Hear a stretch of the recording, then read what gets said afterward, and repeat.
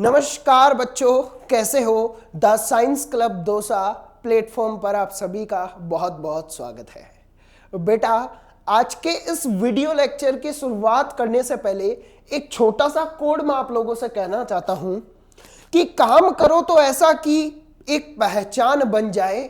बेटा, काम करो तो ऐसा कि एक पहचान बन जाए, हर कदम ऐसा चलो कि निशान बन जाए।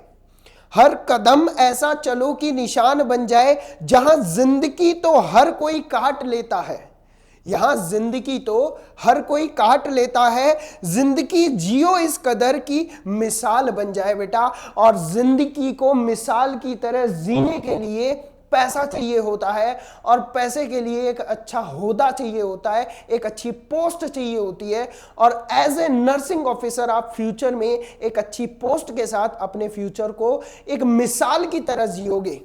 बट उसके लिए बेटा पहले आपको मेहनत करनी होगी, पहले जी जान से आपको यहां अपना टाइम देना होगा, कंटेंट को पढ़ना पड़ेगा, क्वेश्चन प्रैक्टिस करने पड़ेंगे, तभी आप एग्जाम में अच्छा स्कोर करोगे, अच्छी कॉलेज के साथ अपनी नर्सिंग पूरी करके एक अच्छे प्लेसमेंट पे जाओगे।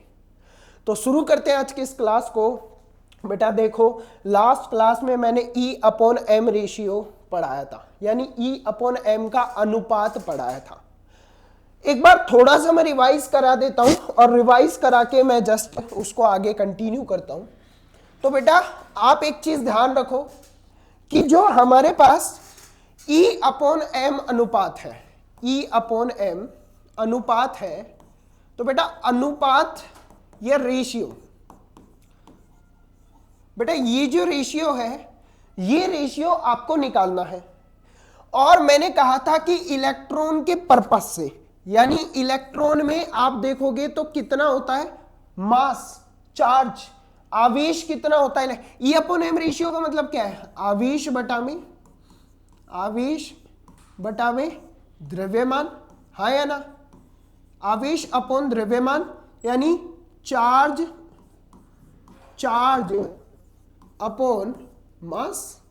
तो बेटा चार्ज कितना है आपको पता होना चाहिए, 1.6 इंटू 10 की पावर माइनस 19, और मास है 9.1 इंटू 10 की पावर माइनस 31। और अगर प्रोटॉन की कंडीशन में बात करूं तो 1.6 इंटू 10 की पावर माइनस 19, और अगर मैं प्रोटॉन की कंडीशन में 1.67 इंटू 10 की पावर 27 माइनस 27। बेटा ये तो हो गया डिटेल्ड, लेकिन हमको करना है रेस्पेक्ट, यानी सापेक्ष। किसके सापेक्ष, हाइड्रोजन के सापेक्ष। तो इलेक्ट्रॉन का E/M अनुपात या रेशियो, तो इलेक्ट्रॉन का एक होगा आवेश, चार्ज, और E/M मास, मास यानी द्रव्यमान, किसके रेस्पेक्ट, किसके सापेक्ष, हाइड्रोजन के सापेक्ष, वो होता है 1/1837। और अगर प्रोटॉन की बात करूंगा तो बेटा वो कितना होता है, 1 चार्ज होगा, और हाइड्रोजन के सापेक्ष, हाइड्रोजन के रेस्पेक्ट में 1 होगा मास, द्रव्यमान। ठीक है बेटा, तो ये हमारे पास टोटल आएगा बेटा 1, लेकिन ये हमारे पास कितना आएगा, ये ऊपर चल जाएगा 1837। तो इससे ये पता चलता है कि इलेक्ट्रॉन का E/M रेशियो या अनुपात सबसे ज्यादा होता है। और एक चीज बेटा ध्यान रखना, सबसे ज्यादा E/M रेशियो केवल एक पार्टिकल का होता है, वो होता है इलेक्ट्रॉन का। ये पॉइंट क्वेश्चन है कि क्वेश्चन आ जाएगा निम्न में से किसका E/M अनुपात या E/M रेशियो सबसे ज्यादा है, तो बेटा किसका होगा, इलेक्ट्रॉन का। ठीक है, सबसे ज्यादा। और ऐसा पूछ सकता है कि कोई भी 4 ऑप्शन दे दिए, उनमें से किसी एक का पूछ ले, तो वो फिर इस तरीके से सॉल्व करेंगे। एक क्वेश्चन करवाता हूं आपको, क्वेश्चन करवाने से पहले एक पॉइंट लिखा देता हूं, समझना बेटा। बेटा मैं यहां पे बात करूंगा इलेक्ट्रॉन की, ठीक है, इलेक्ट्रॉन, तो इलेक्ट्रॉन की बात करेंगे बेटा, और इधर मैं बात करूंगा प्रोटॉन की, प्रोटॉन। अब मेरी बात सुनो बेटा ध्यान से, जो E/M अनुपात है या E/M रेशियो है, वो बेटा इलेक्ट्रॉन का E/M रेशियो, E/M अनुपात या रेशियो, अनुपात, या फिर आप कह सकते हो रेशियो। बेटा ये जो रेशियो या अनुपात है, इससे रिलेटेड 2 क्वेश्चन बनते हैं यहां पे। क्या कि पहला ये nature of anode and cathode पे डिपेंड करता है क्या, यानी एनोड और कैथोड की प्रकृति पे निर्भर करता है क्या? तो ध्यान रखना। अरे डिस्चार्ज ट्यूब थी ना, अरे यार अभी बताया था तुमको लास्ट क्लास में, देखो मैं बताता हूं। अरे यार क्या हो गया बेटा, ये रहा डिस्चार्ज ट्यूब, ये कहाँ गई, ये रही। डिस्चार्ज ट्यूब में दो एनोड और कैथोड थे और यहीं पे इलेक्ट्रॉन और प्रोटॉन दिख रहे हैं आपको। तो इनकी जो प्रकृति है वो एनोड और कैथोड, इन पार्टिकल, इन कणों की जो प्रकृति है E/m रेशियो, E/m अनुपात है, वो इनके एनोड और कैथोड पे निर्भर करता है या नहीं करता है, ये क्वेश्चन बन सकता है। तो आपको बताना है क्या इनके E/m रेशियो, अनुपात या रेशियो क्या एनोड और कैथोड पे डिपेंड करते हैं या नहीं। तो बेटा ध्यान रखना कि जो हमारा इलेक्ट्रॉन का E/m रेशियो है या E/m अनुपात है वो cathode and anode, cathode and anode पर डज नॉट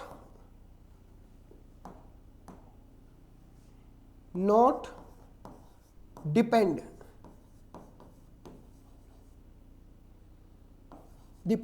मतलब कैथोड और एनोड पर बेटा निर्भर नहीं करते। तो निर्भर नहीं करते हैं, साथ में और किस पे निर्भर नहीं करते ध्यान रखना, और जो नेचर ऑफ गैस है, नेचर ऑफ गैस, जो गैस है, गैस की प्रकृति, गैस की प्रकृति। अरे बेटा इलेक्ट्रॉन को किसी भी गैस से निकालो, ऑक्सीजन से निकालो, हाइड्रोजन से निकालो, कोई फर्क नहीं पड़ता। तो इन पे निर्भर नहीं करते इनके अनुपात, इनके रेशियो, ये पॉइंट ध्यान रखना। लेकिन प्रोटॉन की कंडीशन में क्या ऐसा सेम होता है? नहीं बेटा, प्रोटॉन की कंडीशन में ये सेम है लेकिन ये सेम नहीं है। यानी जो प्रोटॉन का E/m रेशियो है या अनुपात है, अनुपात कह सकते हो या क्या कह सकते हो, रेशियो। बेटा ये जो रेशियो है, ये रेशियो कैथोड एंड एनोड पर डिपेंड नहीं करते, यानी कैथोड और एनोड पर निर्भर नहीं करते, ये आप ध्यान रखो। लेकिन बट एक सबसे बड़ा पॉइंट यहां आएगा कि ये तो ठीक है, हमको समझ आ गया कि कैथोड पे डिपेंड नहीं करेंगे, एनोड पे डिपेंड नहीं करेंगे, लेकिन बेटा एक चीज आपको ध्यान रखनी है, वो क्या कि बेटा इसका जो E/m रेशियो है वो बेटा nature of gas, nature of gas यानी बेटा गैस की प्रकृति, गैस की प्रकृति, बेटा गैस की प्रकृति पर यह निर्भर करता है। सर ऐसा क्यों? ये 3-4 पॉइंट क्लियर है लेकिन इसमें तुमको डाउट आया होगा, ऐसा क्यों, वाई? तो उसका रीजन बताता हूं। क्योंकि हम यहां पर E/m रेशियो ले रहे हैं। E मतलब चार्ज या आवेश। तो बेटा आवेश प्रोटॉन का फिक्स है, कोई दिक्कत नहीं है, लेकिन m क्या है? m है द्रव्यमान, मास। किसका द्रव्यमान, किसका मास? जिस पर पॉजिटिव चार्ज है। कैसे? देखो, ये हमारे पास एक पार्टिकल है, एक कण है, इसमें से मैंने इलेक्ट्रॉन निकाल दिए। तो अब इस कण पे, इस पार्टिकल पे पॉजिटिव या धनात्मक चार्ज आ जाएगा, आएगा या नहीं? ठीक है। तो ये जो हमारा कण है, जो कि परमाणु था कभी, क्योंकि इलेक्ट्रॉन थे तो परमाणु था। अब ये किसी भी तत्व का हो सकता है, हाइड्रोजन का भी हो सकता है, लिथियम का भी हो सकता है, हीलियम का भी हो सकता है, सोडियम का भी हो सकता है, जिसमें से इलेक्ट्रॉन निकाल दिए और ये पॉजिटिवली चार्ज यानी धनात्मक आवेशित कण है। तो ये धनात्मक आवेशित कण पर आवेश प्रोटॉन का वो तो 1.6 इंटू 10 की पावर -19 होगा, वो तो ठीक है, उसमें तो कोई बड़ी बात है ही नहीं। लेकिन चेंज क्या हुआ, द्रव्यमान कण पे, प्रोटॉन नहीं है ये, ध्यान रखना, ये प्रोटॉन नहीं है, धनात्मक आवेश प्रोटॉन पे नहीं है, बल्कि ये उस तत्व पे है जिसमें से इलेक्ट्रॉन निकाल लिए। तो अब द्रव्यमान में उस तत्व का द्रव्यमान लिखोगे। मतलब समझाता हूं एक एग्जांपल से, देखो जैसे मान लो कि हीलियम है, ठीक है, हीलियम में +1 चार्ज आ गया, मतलब हीलियम से आपने एक इलेक्ट्रॉन निकाल लिया। तो अब बेटा ये प्लस चार्ज हीलियम पे है, तो E/m रेशियो निकालेंगे, इसका E/m अनुपात निकालेंगे। तो E वो तो फिक्स है 1.6 इंटू 10 की पावर -19, ठीक है। लेकिन m बेटा, m प्रोटॉन का नहीं लिखेंगे क्योंकि प्रोटॉन पे नहीं है, ये हीलियम पे है, ये प्लस। तो हीलियम का कितना होता है हाइड्रोजन के रेस्पेक्ट में, शॉर्ट में लेंगे तो 4 होता है। अब अपन चार्ज भी हाइड्रोजन के रेस्पेक्ट में लेंगे क्योंकि शॉर्ट में सॉल्व करना है, तो इस पे चार्ज 1 होगा हाइड्रोजन के रेस्पेक्ट में, और इस पे अपना क्या होगा बेटा, इस पे अपना क्या हो जाएगा, 4 हो जाएगा। समझ आ रहा है, क्लियर हुआ कि नहीं। ऐसे मान लो कि हीलियम +2 है, तो +2 में E/m रेशियो ऐसा माना गया है आपको समझाने के लिए, ठीक है। +2 है हीलियम में, +2 है मतलब चार्ज कितना है हीलियम पे, E/m मतलब चार्ज कितना है, 2 है। और इसका द्रव्यमान किसका लेंगे, हीलियम का, क्योंकि चार्ज हीलियम पे है। समझ में आया, तो कितना होगा, 4 होगा। तो ये कितना हो जाएगा, 1/2। समझ आया।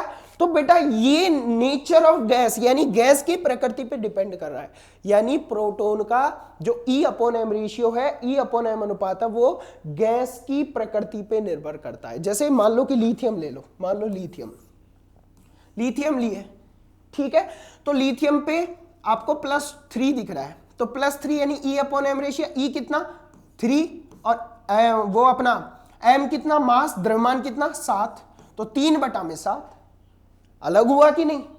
लेकिन इलेक्ट्रॉन की कंडीशन में ऐसा है नहीं, कोई सी भी गैस ले लो आप, तो कोई सी भी गैस, कोई फर्क नहीं पड़ता, इलेक्ट्रॉन का E/m रेशियो हमेशा कितना आएगा, 1837।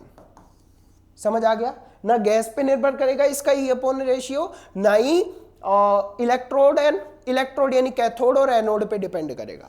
लेकिन प्रोटॉन का E/m रेशियो गैस पे डिपेंड करेगा, गैस पे निर्भर करेगा, लेकिन किस पे निर्भर नहीं करेगा, कैथोड और एनोड पे, इन पे निर्भर नहीं करेगा। तो ये वाला पॉइंट आपको पता होना चाहिए। आप स्क्रीनशॉट ले सकते हो, मैं साइड हो जाता हूं, आराम से ले लो स्क्रीनशॉट। आगे देखो, नेक्स्ट बेटा, नेक्स्ट पॉइंट आता है particles, charge, mass and E/m ratio. यहां 4 पार्टिकल की बात करेंगे अपन।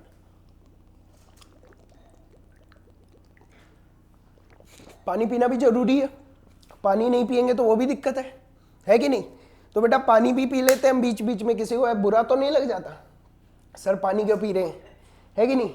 चलो बेटा पार्टिकल की बात करें तो यहां पे हम पार्टिकल लेंगे electron, proton, neutron and alpha particle. 4 particle के इन 3 पॉइंट पर बात करेंगे। पहले अपन लेंगे बेटा इलेक्ट्रॉन, दूसरा अपन लेंगे बेटा प्रोटॉन, तीसरा लेंगे न्यूट्रॉन और चौथा लेंगे बेटा अल्फा पार्टिकल। ठीक है, अल्फा पार्टिकल को ऐसे भी लिखा जाता है, ठीक है, इस तरीके से।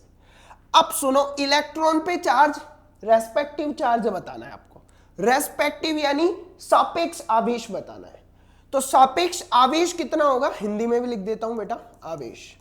तो सापेक्ष आवेश कितना होगा, 1 होगा, -1 होगा, हाँ या ना, ठीक है।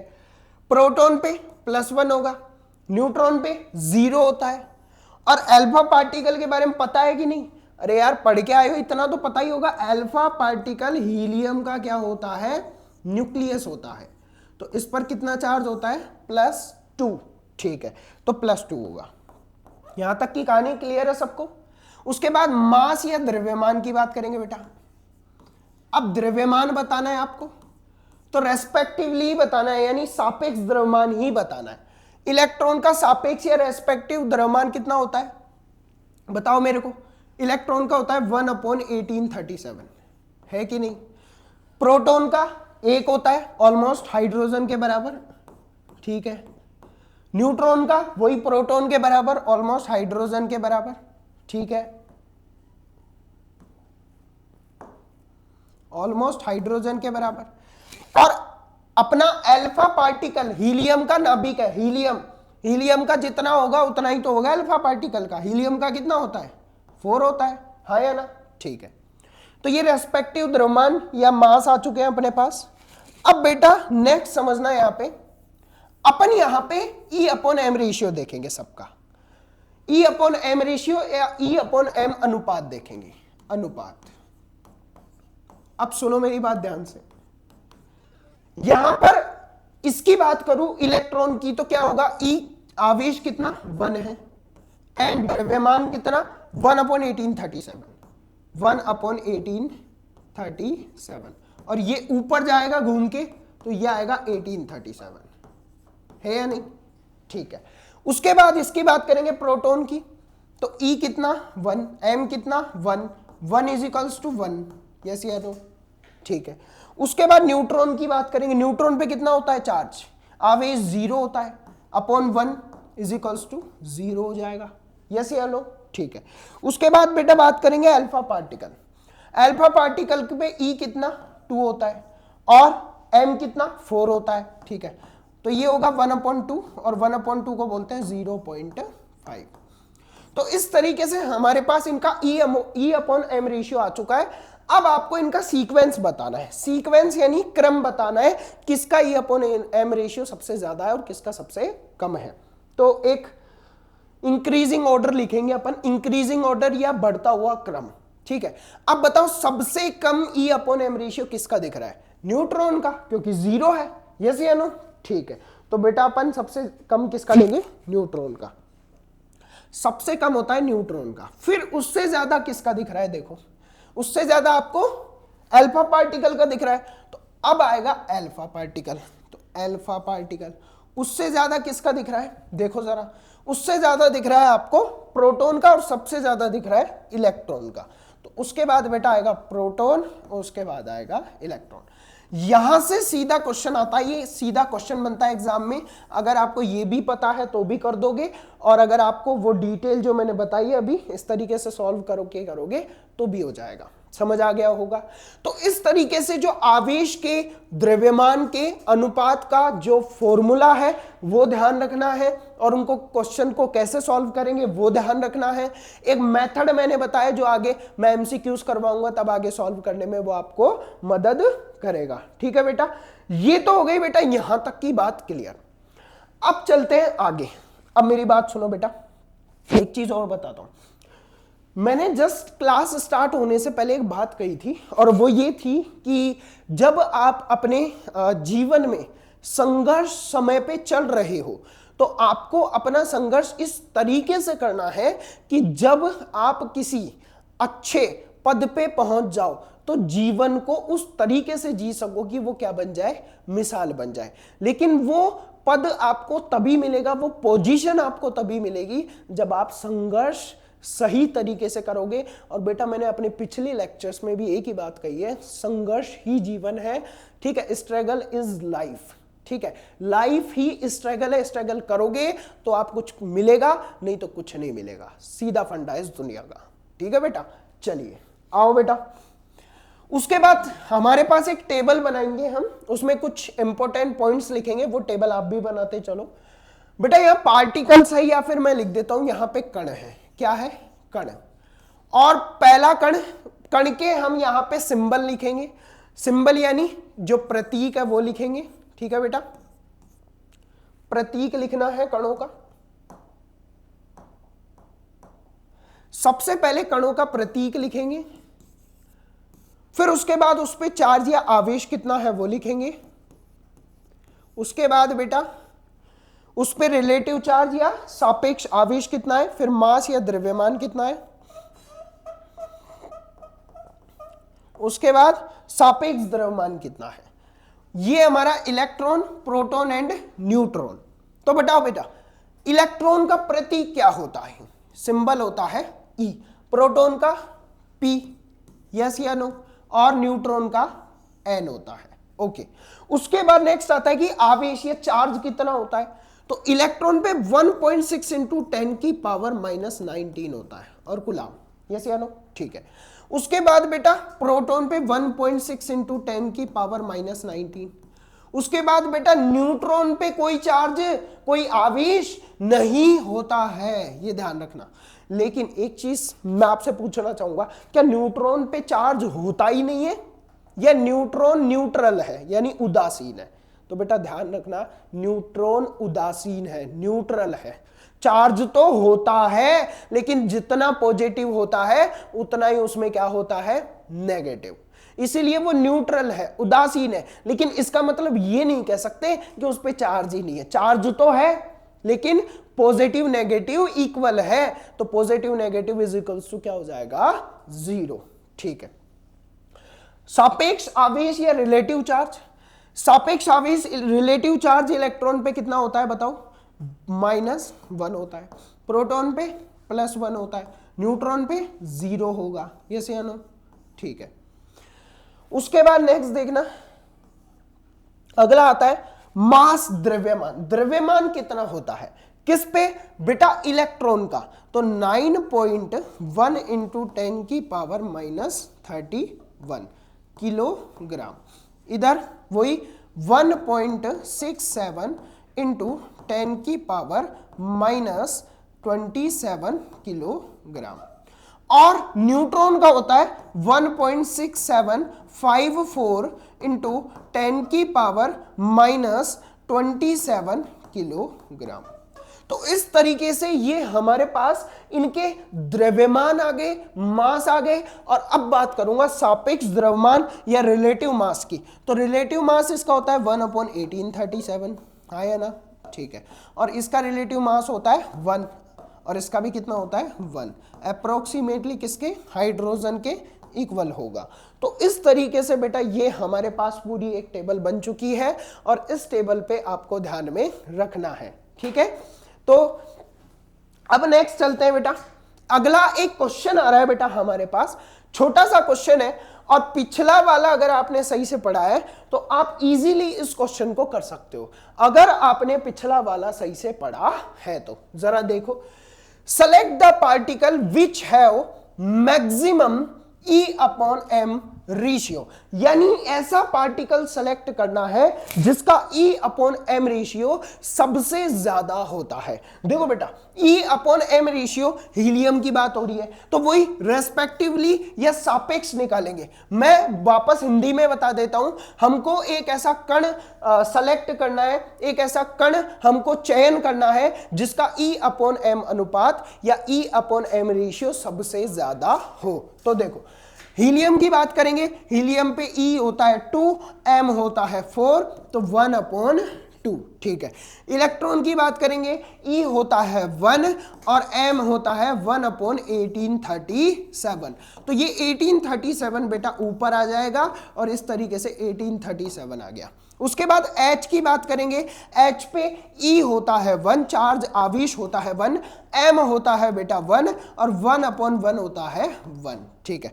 और आल इक्वल नहीं, आल इक्वल ये तो गलत है, ठीक है। सबसे ज्यादा, सबसे मैक्सिमम किस पे दिख रहा है आपको, इलेक्ट्रॉन पे, ठीक है। वैसे तो सॉल्व करने की जरूरत ही नहीं थी, देखते ही हो जाना चाहिए था, सिंपल फंडा है, ठीक है। चलिए आगे आओ नेक्स्ट। उसके बाद हमारे पास एटॉमिक मॉडल्स आ जाते हैं, और सबसे पहला जो एटॉमिक मॉडल हमारे पास आया बेटा वो है थॉमसन का एटॉमिक मॉडल। किसका मॉडल आया, थॉमसन का एटॉमिक मॉडल, ठीक है।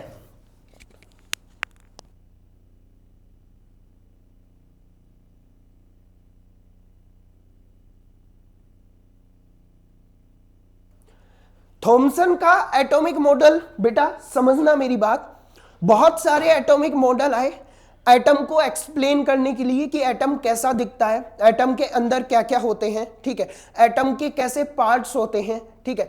तो बट अपन थॉमसन का एटॉमिक मॉडल यहां पढ़ने जा रहे हैं। तो थॉमसन का एटॉमिक मॉडल 1898 में आया। कब आया? 1898 में। और ये ध्यान रखना, सबसे fast atomic model, fast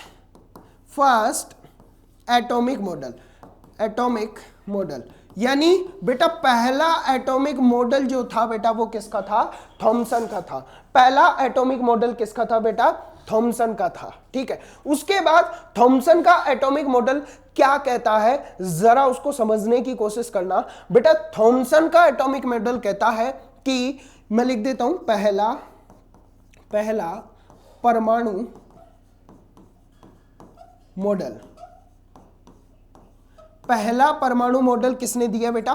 Thompson ने दिया, ठीक है।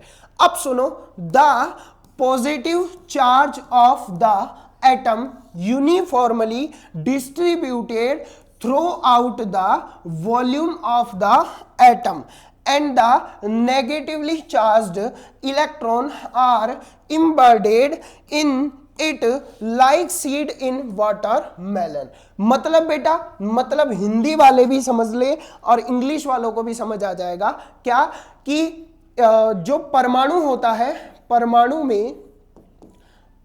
में अधिकतम, परमाणु का अधिकतम भाग, परमाणु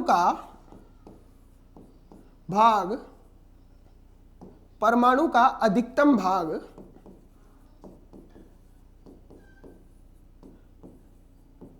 घनात्मक आवेशित होता है, घनात्मक आवेशित होता है। और घनात्मक आवेशित होता है जिसमें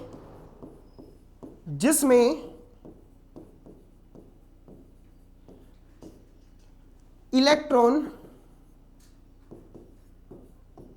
धसे होते हैं।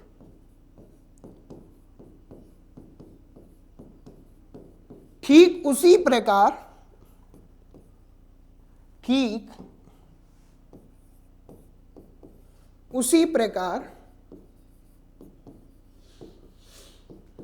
जिस प्रकार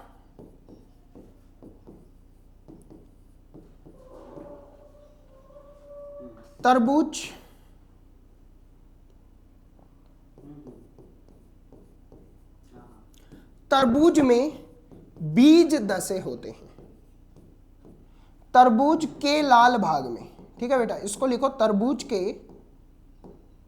ये मिटाना ही पड़ेगा, इरेज। जिस प्रकार तरबूज के लाल भाग में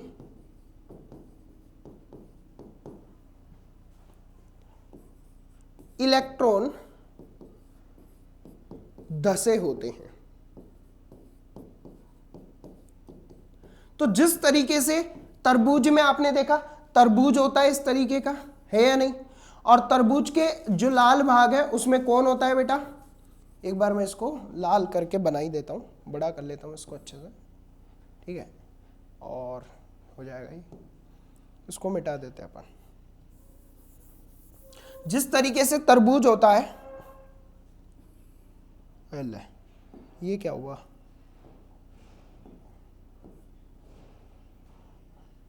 देखो, जिस तरीके से तरबूज होता है,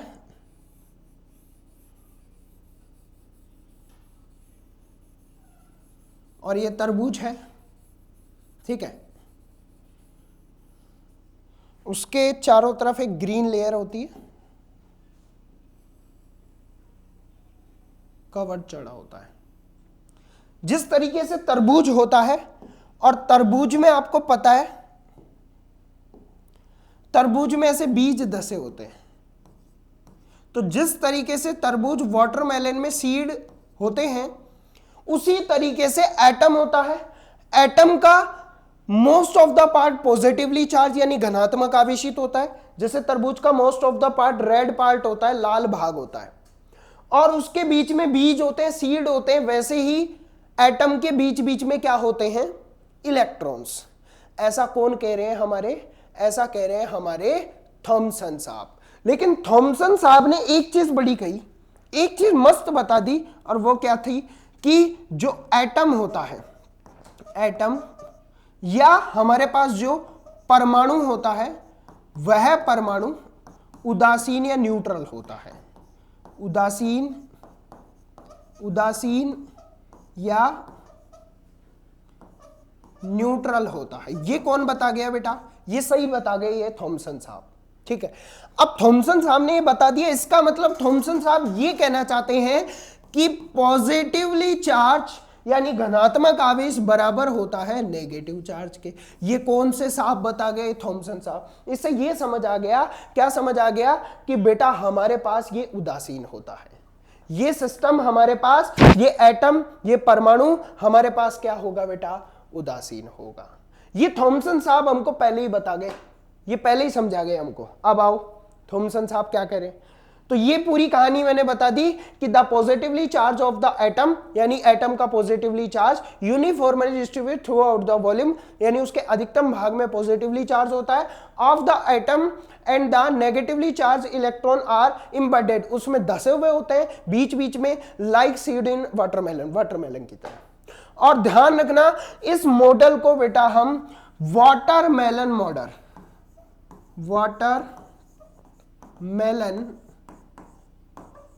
मॉडल या फिर प्लम पुडिंग मॉडल भी कहते हैं। वाटरमेलन मॉडल या प्लम पुडिंग मॉडल, हिंदी वाले बच्चे भी साथ में लिखते चले बेटा इसको। वाटरमेलन यानी तरबूज मॉडल, तरबूज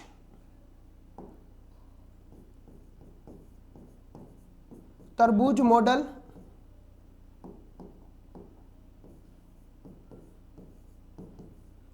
या फिर हिंदी में प्लम पुडिंग ही बोलते हैं,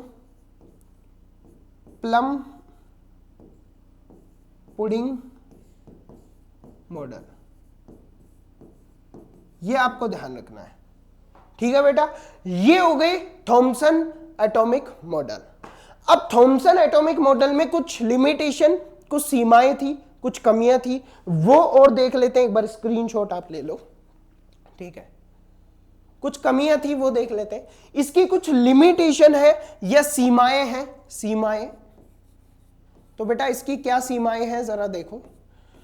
Thompson model it could not explain the following, मतलब यह निम्न को नहीं समझा सका। मतलब बेटा ये इनको समझा ही नहीं सका, इसकी बस की नहीं हुई इसको समझाने की, इसकी हवा टाइट हो गई यहां के। ये क्या बोलता है अच्छा दो चीजें कौन कौन सी नहीं समझा सका। पहला, the origin of spectral series of hydrogen and other atom, यानी हाइड्रोजन और अदर एटम की स्पेक्ट्रल सीरीज। स्पेक्ट्रल सीरीज याद करो, आपने पढ़ी होगी कि हमारे पास शेल या कोश होते हैं। जब इलेक्ट्रॉन एक कोश से दूसरे कोश में जाता है तो वो वापस आता है या नहीं, ठीक है। जब वो वापस आता है तो रेडिएशन उत्पन्न करता है, जनरेट करता है। और तो इस तरीके से सीरीज बनती है जिसमें लाइमन सीरीज आ गई, बाल्मर सीरीज आ गई, पास्चन सीरीज आ गई और ब्रैकेट सीरीज आ गई, पी फंड सीरीज आ गई। तो इस तरीके से वो सारी चीजें अपन पढ़ेंगे आगे। तो वो जो आगे अपन स्पेक्ट्रल सीरीज ये आगे पढ़ेंगे, इस स्पेक्ट्रल सीरीज को जो कि हाइड्रोजन की या अदर एटम्स की होती है उसको ये एक्सप्लेन ही नहीं कर पाया। दूसरा क्या नहीं बता पाया, large scattering of alpha particle, मतलब अल्फा पार्टिकल की बमबारी को, जो रदरफोर्ड ने एक एक्सपेरिमेंट किया था ना, आपको याद हो 9th क्लास में पढ़ के आए होंगे यार। रदरफोर्ड ने सोने की पन्नी पर बहुत सारे अल्फा पार्टिकल बरसाए थे। उन अल्फा पार्टिकल को ये मॉडल एक्सप्लेन ही नहीं कर सकता, इसकी यहां भी हवा टाइट हो गई। तो बेटा इन दो को ये एक्सप्लेन ही नहीं कर पा रहा, इसीलिए इसकी सीमाएं हैं वो ध्यान रखना। पहली क्या कि spectral series of hydrogen and other atom नहीं एक्सप्लेन कर पाया, नहीं समझा पाया, और large scattering of the alpha particle यानी अल्फा पार्टिकल की बमबारी वाला या फिर सीधा कह सकते हो रदरफोर्ड मॉडल को एक्सप्लेन नहीं कर पाया, ये वाला मॉडल, तो वहां जाके फेल हो गया। ठीक है, उसके बाद हमारा आता है रदरफोर्ड एटॉमिक मॉडल। रदरफोर्ड साहब ने क्या किया था जरा समझना। रदरफोर्ड साहब बेटा कुछ इस तरीके से उन्होंने एक पूरा डिटेक्टर बनाया, इस तरीके से उन्होंने एक डिटेक्टर बनाया।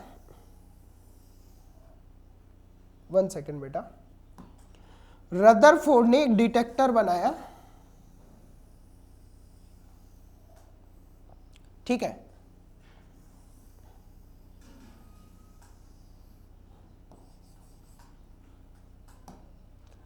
इसको ब्लैक करते हैं एक बार।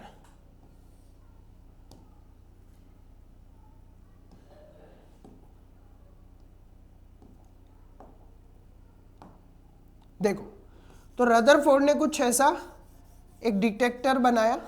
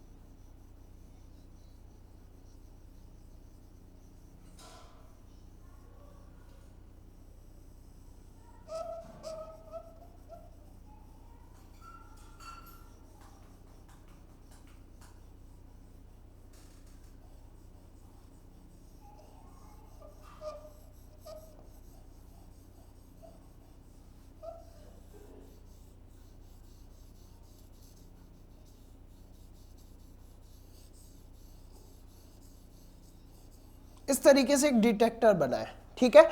अब हुआ क्या, इन्होंने उस डिटेक्टर में जरा देखना, इन्होंने क्या किया बेटा, उस डिटेक्टर में यहां पर एक सोने की या आप कह सकते हो किसकी, गोल्ड की फॉइल रखी।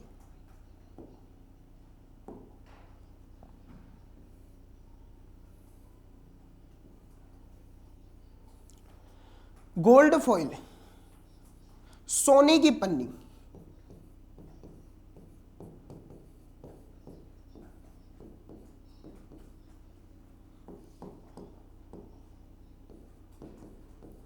Gold foil.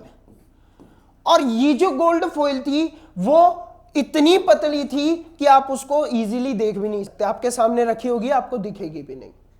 तो पूछा जाता है कि वो कितनी पतली थी, तो वो ध्यान रखना 10⁻³ मिलीमीटर। ये एक रेशियो और ध्यान रखना 10⁻³ मिलीमीटर, ठीक है। ये गोल्ड फॉइल का है, ठीक है। अब यहां पर एक अल्फा पार्टिकल का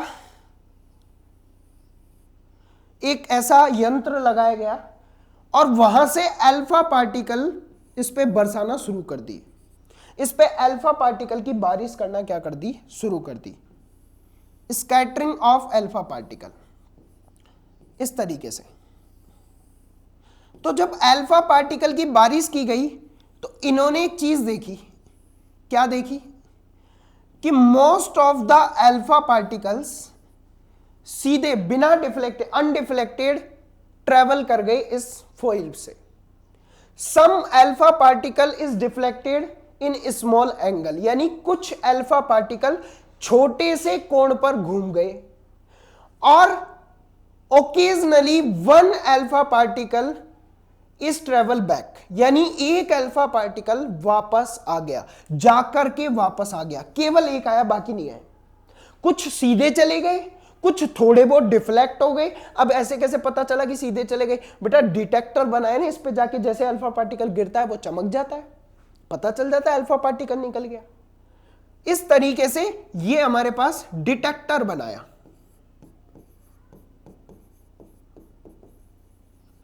और डिटेक्टर से इन्होंने ये पता करना शुरू कर दिया कि अल्फा पार्टिकल किधर जा रहा है, और ये हमारे पास अल्फा पार्टिकल की स्कैटरिंग हो रही है।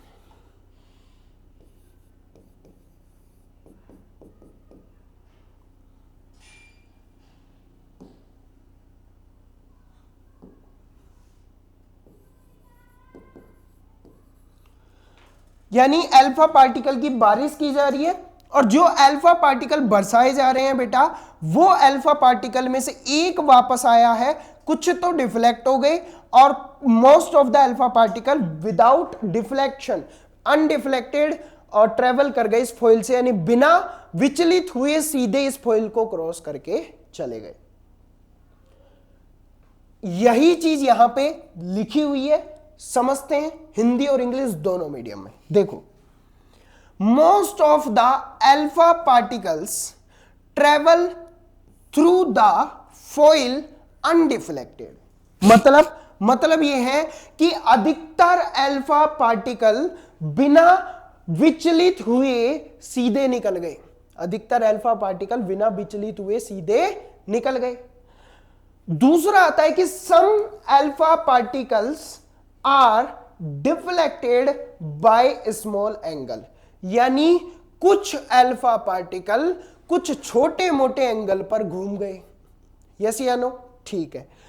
और occasionally one alpha particle travels back from the foil, यानी एक अल्फा पार्टिकल ऐसा था जो फॉइल से टकरा के और वापस आ गया। तो तीन हमारे पास बेटा रिजल्ट या निष्कर्ष निकले। पहला क्या था कि most of the alpha particle सीधे चले गए। तो देखो, अधिकतर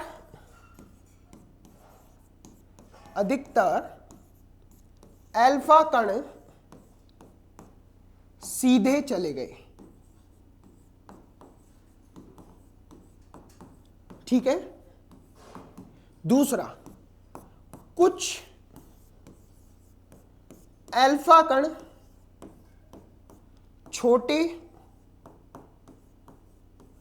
कोण पर विचलित हो गए। छोटे कोण पर क्या हो गए? विचलित हो गए। एंड लास्ट, एक अल्फा कण वापस आ गया। एक ही आया, सारे नहीं आए, एक, ओनली वन। तो ये बात हो गई कंप्लीट। उसके बाद बेटा क्या एंड में क्या निकला? तो atom is the most of the part empty space. Atom is the mostly empty space, यानी एटम का अधिकतर भाग रिक्त होता है। तो क्या निष्कर्ष निकला, लास्ट में क्या रिजल्ट निकला वो देखना कि परमाणु का अधिकतम भाग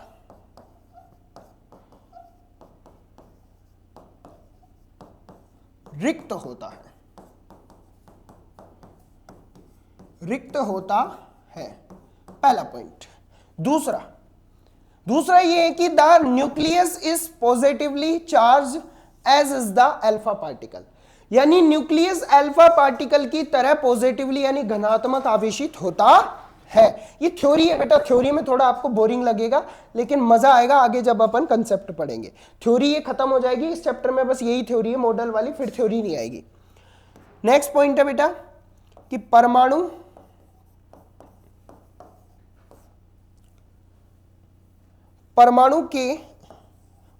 का नाभिक घनात्मक आवेशित होता है।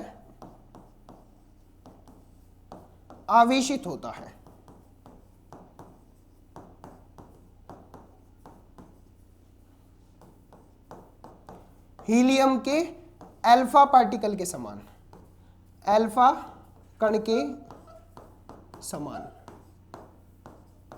जैसे अल्फा कण होता है। और पिछले वीडियो में, अब इस वीडियो में मैंने बताया अल्फा कण क्या होता है। उसके बाद लास्ट पॉइंट है वो देखो, वो है कि बेटा the nucleus carries most of the atomic mass, यानी हमारे न्यूक्लियस के पास, नाभिक के पास ही अधिकतम द्रव्यमान होता है। किसका? परमाणु का। तो लास्ट इंपॉर्टेंट पॉइंट है कि परमाणु का अधिकतम द्रव्यमान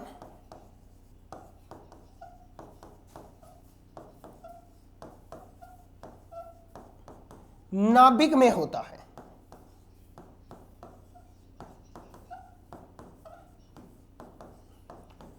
परमाणु का अधिकतर द्रव्यमान कहाँ होता है बेटा? नाभिक में होता है। ये कुछ पॉइंट है, स्क्रीनशॉट ले लो एक बार आप, कि परमाणु से रिलेटेड जो रदरफोर्ड ने मॉडल दिया उससे रिलेटेड इंग्लिश मीडियम वाले भी एक बार स्क्रीनशॉट ले लो। उसके बाद बेटा थ्योरी वाला पार्ट अब खत्म है। अब स्ट्रक्चर की बात करता हूं कि यहां पर स्ट्रक्चर क्या रहा होगा। जितना भी अभी तक अपन ने देखा, तो एक हमारे पास ये एटम है, ठीक है बेटा। एटम के सेंटर में कौन होगा? न्यूक्लियस या कौन होगा? नाभिक। बाकी इलेक्ट्रॉन होंगे, नेगेटिवली चार्ज डिस्ट्रीब्यूटेड रहेगा यहां पे, ठीक है, यानी इलेक्ट्रॉन नेगेटिव चार्ज होगा बेटा। अब होता क्या है, जब यहां से अल्फा पार्टिकल की स्कैटरिंग की जा रही थी, अल्फा पार्टिकल की बमबारी की जा रही थी बेटा, तो most of the alpha particle कैसे निकल गए? देखो, जो अल्फा पार्टिकल इस नाभिक से दूर आया वो सीधा चला गया, यस या नो? ठीक है। जो अल्फा पार्टिकल थोड़ा सा नाभिक के पास आया, तो अल्फा पार्टिकल खुद घनात्मक है, तो घनात्मक घनात्मक यानी पॉजिटिव पॉजिटिव, रिपल्सन या प्रतिकर्षण, प्रतिकर्षण या रिपल्सन की वजह से वो थोड़ा सा घूम गया। थोड़ा सा क्या हो गया बेटा? घूम गया, वो इस तरीके से डिफ्लेक्ट हो गया, स्मॉल एंगल या छोटे से कोण पर। ऐसा ही एक और इसके पास आया तो थोड़ा सा घूम जाएगा, यस या नो? ऐसे दूर आया तो वो सीधा निकल जाएगा, यस या नो? यही होता है यहां पे, ठीक है। अब मेरी बात सुनो ध्यान से, ये तो हो गई बात इसकी, लेकिन एक ऐसा था जो बिल्कुल सेंटर में आया था, बिल्कुल सेंटर में आया था, नाभिक के ऊपर आया था, तो वो घूमकर वापस चला गया। समझ आ गया क्या? तो एक कण, एक पार्टिकल ऐसा था जो घूमकर वापस चला गया, और इस तरीके से इसका ये एक स्ट्रक्चर बनता है जिसमें ये होती है बीम ऑफ अल्फा पार्टिकल। चलो एक काम करो, इस स्ट्रक्चर को बेसिक आप इतना ही रखो, क्योंकि इसमें फिर आगे मैंने बना रखा है, उसमें अपन डिटेल से पढ़ेंगे। एक लास्ट पॉइंट और बता देता हूं आज के लेक्चर में, फिर इसको यहां कंप्लीट करेंगे। बेटा अल्फा पार्टिकल क्या होते हैं जरा देखो। अल्फा पार्टिकल बेटा हीलियम के नाभिक होते हैं। हीलियम +2 ही क्या होता है? Alpha particle.